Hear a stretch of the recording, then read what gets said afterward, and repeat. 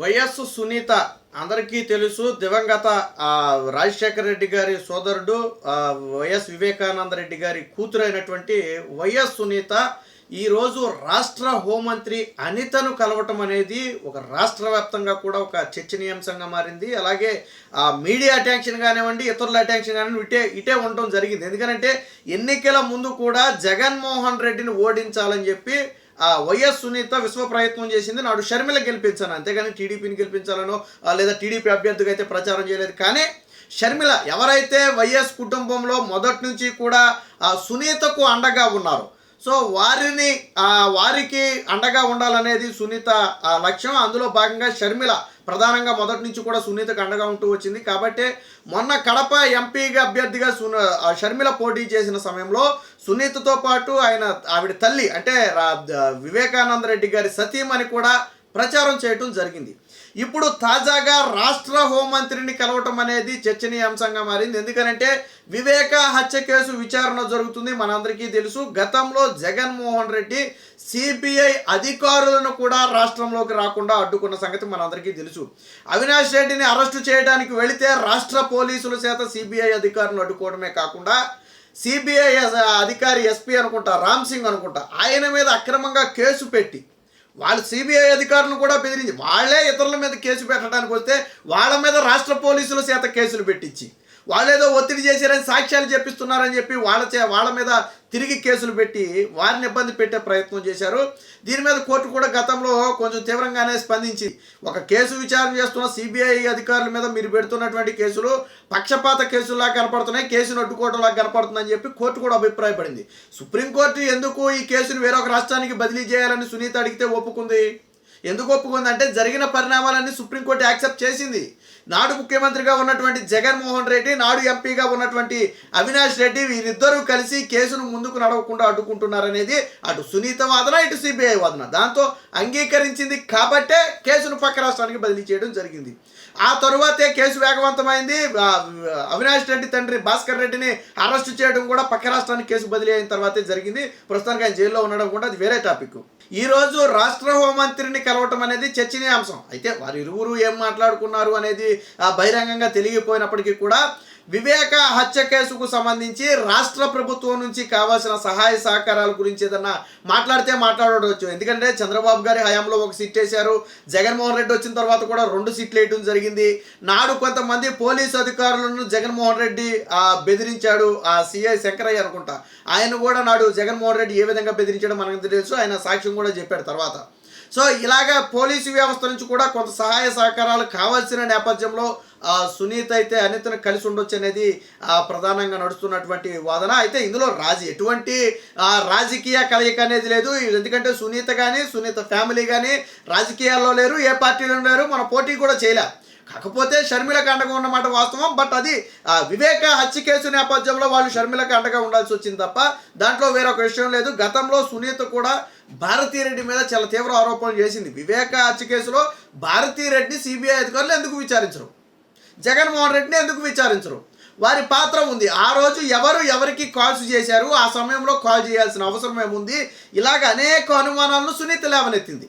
ఏ ప్రశ్నకు కూడా సాక్షిలో సమాధానం రాలా, భారతీరెడ్డి సమాధానం చెప్పాలా. భారతీరెడ్డి సమాధానం చెప్పాలంటే సాక్షి నుంచే చెప్పుద్ది, అవేమో డైరెక్ట్గా మాట్లాడదు కదా. కానీ సాక్షిలో కూడా దీనికి ఎక్కడా కూడా సమాధానాలు రాయలా.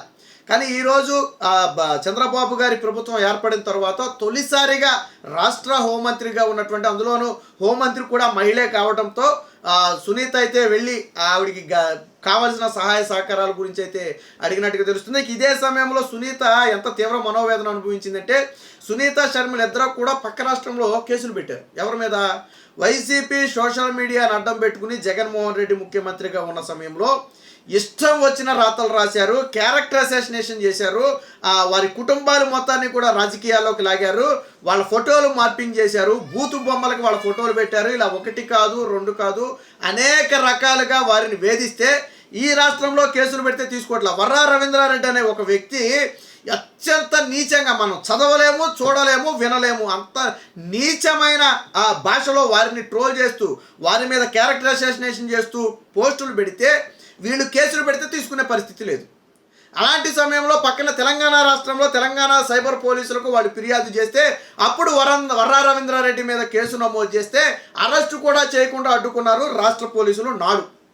అలాంటి దౌర్భాగ్యమైనటువంటి పరిస్థితులు నాడు ఉన్నాయి. అంటే జగన్మోహన్ రెడ్డి నుంచి, ఆ కుటుంబం నుంచి, వాళ్ళ సోషల్ మీడియా నుంచి, వాళ్ళ సొంత కుటుంబంలో మహిళలకే రక్షణ లేదు. చంద్రబాబు గారు మొన్న అదే చెప్పారు అసెంబ్లీలో. పార్టీలతో సంబంధం లేకుండా రాజకీయాలకు అతీతంగా ఏ మహిళను ఎవరు కించపరిచినా ఊరుకునేది లేదు. అది సొంత పార్టీలో వాళ్ళు కించపరిచినా సహించబోము. రాజకీయాన్ని రాజకీయంగా చూడాలి తప్ప ఇంట్లో ఆడవాళ్ళ గురించి మాట్లాడితే తాట తీస్తామని చెప్పారు. ఎవరైనా మహిళల మీద అఘాయిత్యాలకు పాల్పడితే అదే చివరి రోజున కూడా చెప్పారు. ఇది ఉందా రాజకీయం అంటే?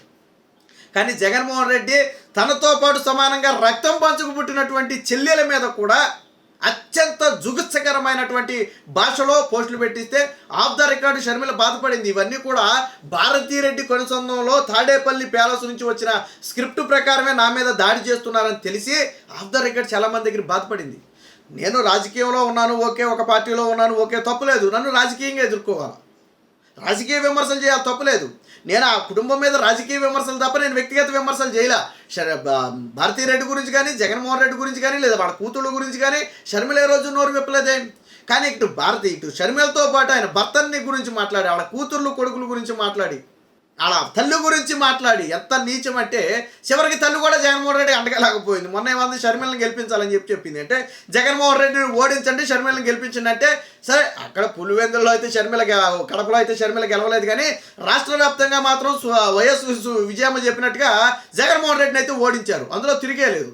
సో ఈరోజు వీరిద్దరి కలయిక అనేది చర్చనీయాంశంగా మారింది. ఖచ్చితంగా ఏదైతే సిబిఐ ఆధ్వర్యంలో జరుగుతున్నటువంటి ఈ వివేక హత్య కేసు ఉందో దీనికి రాష్ట్ర ప్రభుత్వం నుంచి, రాష్ట్ర పోలీసు వ్యవస్థ నుంచి, రాష్ట్ర ఇంటెలిజెన్స్ నుంచి కూడా పూర్తి సహాయ సహకారాలు ఇవ్వడానికి అనిత అయితే ఒప్పుకున్నట్టుగా తెలుస్తుంది. గతంలో ఏదైతే ఇన్వెస్టిగేషన్ ఏపీలో జరగకుండా అడ్డుకున్నారు, చేసేది సిబిఐ అధికారులైనా ఇది పక్క రాష్ట్ర పరిధిలో ఉన్న ఇన్వెస్టిగేషన్ అనేది ఎక్కడ జరగాల, విచారణ అనేది ఏపీలో జరగాలి, పక్క రాష్ట్రంలో చేయరు. వాళ్ళు స్పాట్లకి వెళ్ళాలా, అప్పుడు అనుమానితులతో మాట్లాడాలా, వాళ్ళకి సంబంధం ఉన్న వాళ్ళతో మాట్లాడాలా, సాక్షులతో మాట్లాడాలి. ఇలా ఒకటి కాదు రెండు కాదు అనేక కార్యక్రమాలు ఉంటాయి.